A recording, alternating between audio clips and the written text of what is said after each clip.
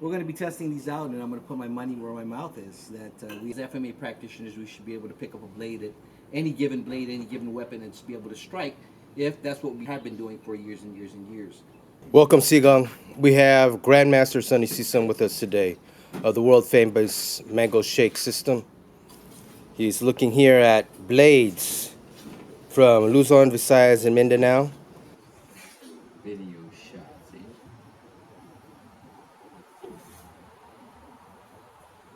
And have you used any of these blades before? I have not, other than just taking them out of each of their sheets.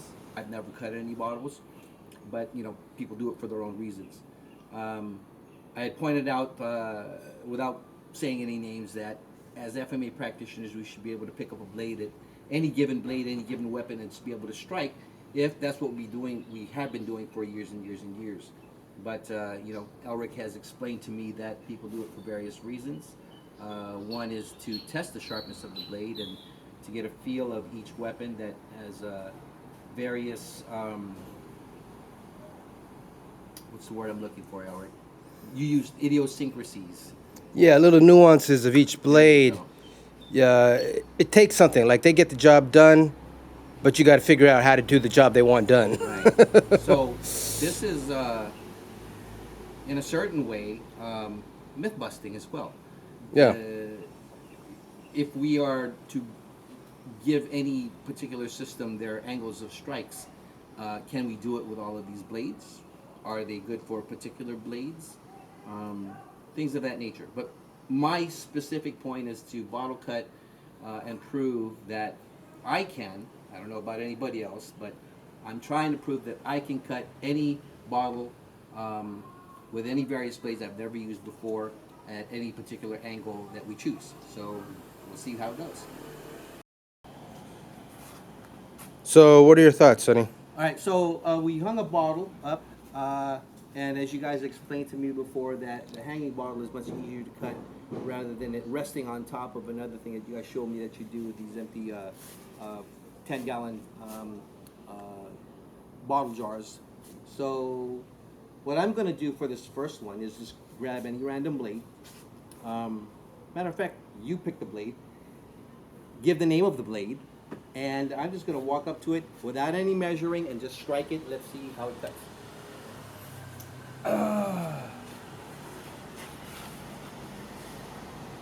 Kind of figure you'd go for that. Sanduko or Talibong. Okay. From Panaya. And Ilongo blade. what cut am I attempting? Let's be practical FMA. It's either going to be, let's go for the standard San number Miguel, number one, Okay. diagonal down. Okay, so here's a question. With this particular blade, Let me ask you this. Yeah. Where do you feel is the sweet spot to cut with?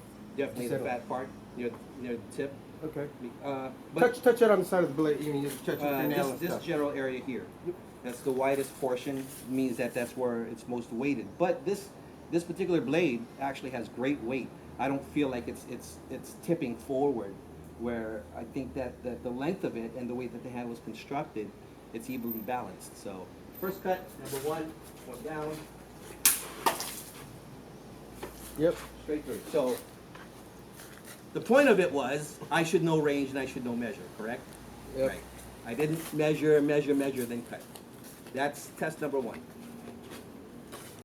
So I'm going to give you a challenge blade. This gives some people issues. Okay. We'll see if it gives you an issue. And this blade is called a? Zanzibar. This is a Or Zanzibar. goodbye Jaro, Waray weapon Okay. from Leyte and Samar. So the way that I'm seeing that this blade is constructed, its evenness throughout means that any portion can be effective in its cut. But because of its length, again, you want to use the first third of it. In my opinion, there might be more experts who have a different opinion, but that's just my thought. Again, I'm just going to walk up to the bottle, no measuring, and I'm going to see the number one cut and see how this works. First of all, I just want to mention that the curved handle of this already makes the weight of this sword go forward. So I'm already feeling a little bit of pressure on top of my wrist.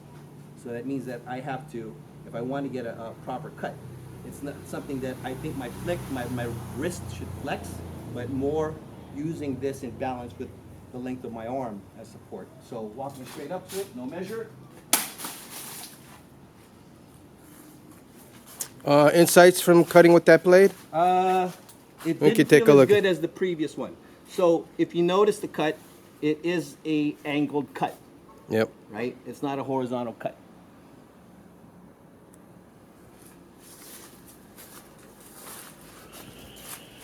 Definitely length Yeah. for, distance fighting, Yep. but I'm not comfortable with the way the handle is constructed. Let's leave them out because they need to all be dried off. Let's go for. Well, this is not that Tausug Moro blade. It is Visayan leaf blade, but we know where it's inspired from. But that was made by a Cebuano smith in Dipolog City, Dipitan, Zamboanga del Norte. So enjoy. Interestingly, the handle is not as curved as the previous one I used. And you'd think with the thickness of this blade, especially in the center portion, that it would be very top heavy. But it's actually quite balanced. It feels quite balanced, quite comfortable in my hand. So we'll give it a shot. Again, we're all of these blades that we're testing for now, we're going to use with the angle 1, which is horizontal, right to left. Again, no measure, just walking up and cutting. We'll see how it goes.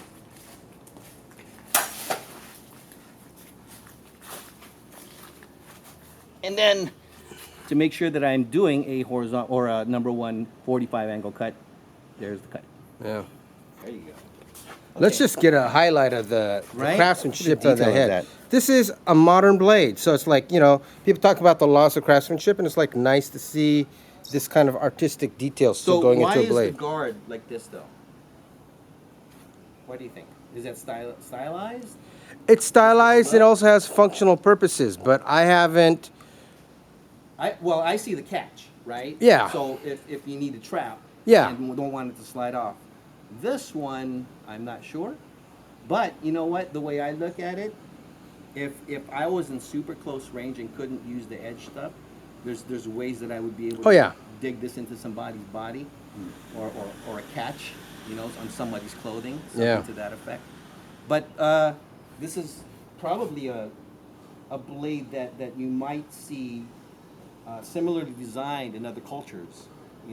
It's generic almost in its build. So this one weight-wise feels pretty even, but interestingly heavier than the first two that I used. So I suppose that comes to density. The more something is more compact, there's the idea of physics where things are heavier, right? So we give this a shot. I would actually want to try to do something where, Go do something different. well, instead of just walking up to it, right? Maybe kind of do like a juramentado mentality, and just slice through. But I have gout in my big toe, so I can't run. Okay, you hobble over there. Puro mata. Okay. And why is he yelling so loud? The gout hurts. So notice at the angle of the bottle, right? If I'm doing an angle 1 from right to left, and it's slanted right to left, Yeah. that means it's got to be a pretty precise cut. Otherwise, practicality would tell me to do an angle 2. That's Yeah. right? But It's a little bit more challenging to right, do the so now normal one. I'm cutting this way, which Yep. means that if I don't cut into it properly, it's going to swing. Yep. Right? So we'll give it a shot. 1, 2, 3. Check Clean the cut. angle.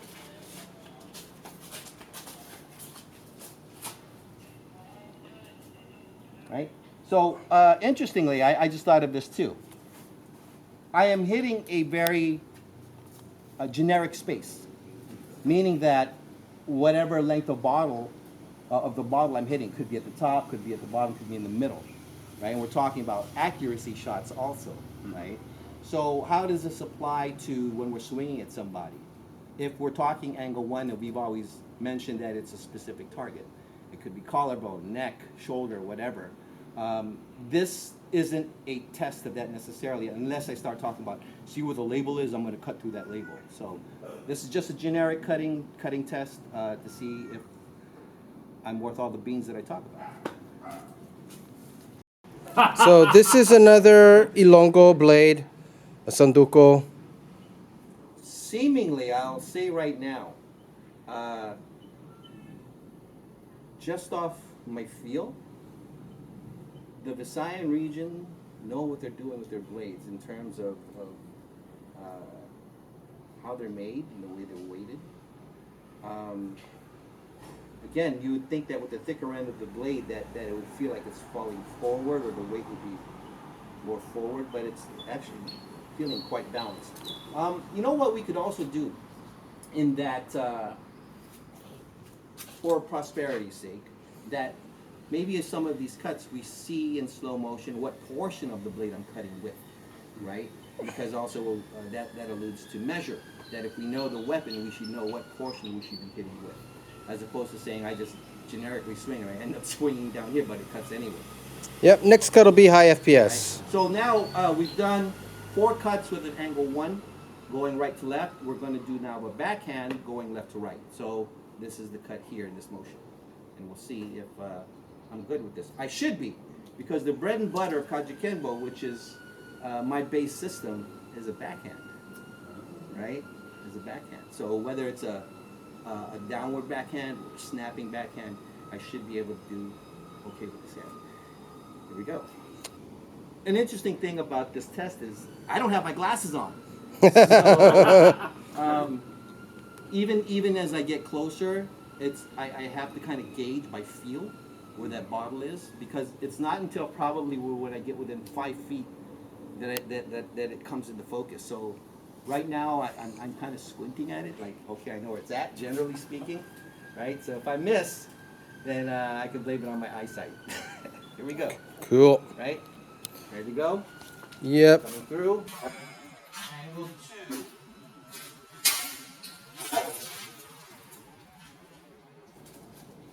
Look at the cut. Wow, right near the tip. So, as we're saying, right near the tip, that would be like a penis shot. Near the tip. You caught what I was saying with bronze, but when a blade is tip heavy, meaning that the weapon has a tendency for the weight to move forward, it properly aligns your wrist with your forearm, as opposed to doing this now where you're requiring wrist strength to hold in a particular position. So if properly swung, then this is automatically going to align your hand with the stroke to have a cleaner cut. It's not unlike when we talk about proper punching. You see, some martial artists, even with a basic reverse punch, right? Top of the hand should be aligned with the forearm for support. So it's one line straight across. And the way that I talk about it is by, you'll see this in many martial arts systems, particularly karate, where you will point your finger at a target or a specific thing, and then you just close your hand. And that's when we talk about punching with those first 2 knuckles, and it's properly aligned. That applies to how you hold the blade and the weight of the blade, aligning the top of your thumb along with your forearm, as opposed to it drooping down forward, where now you have to use muscle to properly correct it. But here we go, number 2 angle, okay? Walking up to it, number 2 cut. 1, 2, 3. Again. Oh, I got near the very tip of it. But number 2 cut, coming down. Looks like you cut the rope too. Interesting. Yeah, so it's weird, but you know what? It was right at the tip of the neck. Yeah. Right where it opens. But number 2 cut. Cool. So we have another Ilocos blade here, similar hilt or guard to one of the other Ilocos blades that we use. On this particular stroke, let's talk about the blade. Which one are you going to do first? Which stroke? Horizontal? I'm going to do a horizontal 4. Okay. Meaning that since... Forehand. Backhand. Backhand, that's all right. So the previous 2, as you notice, I was cutting very close to the tip of the bottle, right where the neck is. So actually on the last cut, I also cut through the string.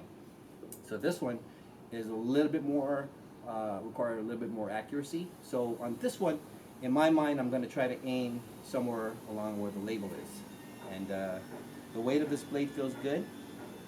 Again, I feel that it's evenly balanced, maybe a little tip heavy. But I just wanted to make a comment on the handles too. Some feel more natural, as in the design of it with the hooks in particular will prevent it, not necessarily prevent it, but ensure more of a grip that if it slips, it'll still stay in your hand. With these open-ended ones, you have to have a proper grip, because if you swing, and you see this tendency in even some people who swing a stick, not holding the stick properly, they swing, it goes flying out of the hands. Imagine if your hand is slightly sweaty and you don't have that proper grip, right? So there's an interesting balance in this, in that if you don't have a good grip on the sword, and we're told when punching to be relaxed, so your punch isn't fully clenched hard, otherwise it slows your speed of your punch. Would you guys say that that applies to striking with a sword too, that you have to be relaxed, or if your hand is tensed and clenching, Let's the test handle? it. Let's test it. Let's try Right? both. Okay. So Yeah, on we'll do this- it. I'll do a test cut with my arm clenched and then also Arm relaxed. arm So relaxed. I'm somewhat in between, meaning that I have a decent grip, but I'm not squeezing it super You're not hard. choking chicken. Right. But my feeling is that when I get close to the moment of cutting, that I clench a little harder. So this is horizontal cut. I'm going to try to get it on the label. Walking up to it now, and horizontal cut.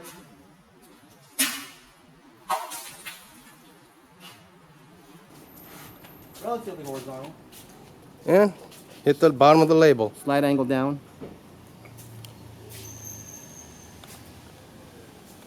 Which means that I got lazy on the follow through. Right? As soon as I struck, I relaxed and just started to let it drop instead of following through and cutting cleanly across.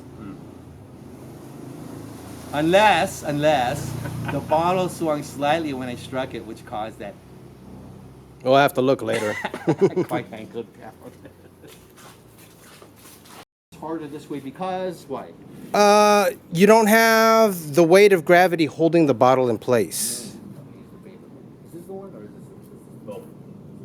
Both are excellent cutting, water bottle cutting So blades. this one I'm going to try with an angle 2.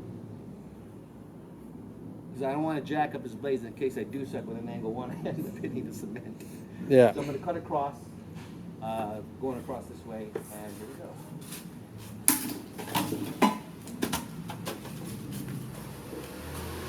Wow. I meant to go for the neck, so Yep, see how accurate nice. that was. I didn't miss. Ooh, ooh. I almost measured. So, But you notice when when you're going into an area where you actually have that tree on the right, Right. cement there, then you can see like it's a natural thing to want to measure in that. right, but you know. now take a look at this, right? The measure of the cut, or the area, the surface area where I can cut, if my angle comes up too steep, like beyond 45, then I'm going to end up possibly hitting the red box, Yep. right? And if I adjust that strike higher, then I'm going to be hitting the tip here and possibly not even cutting through because the edge may just push the bottle over. Yep. So it has to be Dead on. dead on, right? We'll see how it goes. Uppercut. Doesn't look like a clean hit. Let's see it. Oh yeah, that's clean. And now to think about it, it's very hard for this particular angle to do. I personally don't use it when I spar. I'll do uppercuts from right to left, but going this way is probably the least amount of angle that I've ever used with a hit. So again, uppercut, that's right, and hit. That was like felt like a baseball swing. And I even went, oh, home run, bitch. Last blade I haven't used yet. And I saved this for last because I wanted to go a little bit more in detail in talking about the shape of this blade. So this is also an Ilongo's blade, correct? Notice the length of it's longer. You mentioned earlier that this is a shorter version of what Leo Huron would use. This feels like a tip forward, missing tip forward blade. But again, so now if you see the structure of my hand, because of its length, it's making my wrist bend forward, which means that in order for me to have proper control, I need to swing a certain way and engage my wrist so it aligns properly with the stroke of my hand. And we go number four, horizontal cut with an Ilongo's blade. Walking up, don't measure, and go. Still a slight angle, but this time I made sure to follow through. I went out across, so on the physics of what we discussed before, on the impact, it's going to make the ball swing, which changes the angle of the cut. So in terms of what I was saying, that as an FMA practitioner of a certain number of years, you should be able to walk through any target, grab any weapon blade, and just go for the cut without all this hoo-ha about, ooh, let me get to the cut, unless you really suck. So there you go. So, what's your dominant hand? I'm actually a lefty. I'm ambidextrous. I write and eat with my left, but I throw with my right. This is actually my strength hand. The way I describe it is my right hand is my strength hand, and my left hand is more the dexterous hand, more in control. So I have my elbow bandaged because I just had aspiration or bursitis, and fluid drains out, so I don't want to aggravate it by swinging with my left hand. But I'm going to give away my secret. If ever we should spar, and you start to beat me, I'm going to switch to my left hand.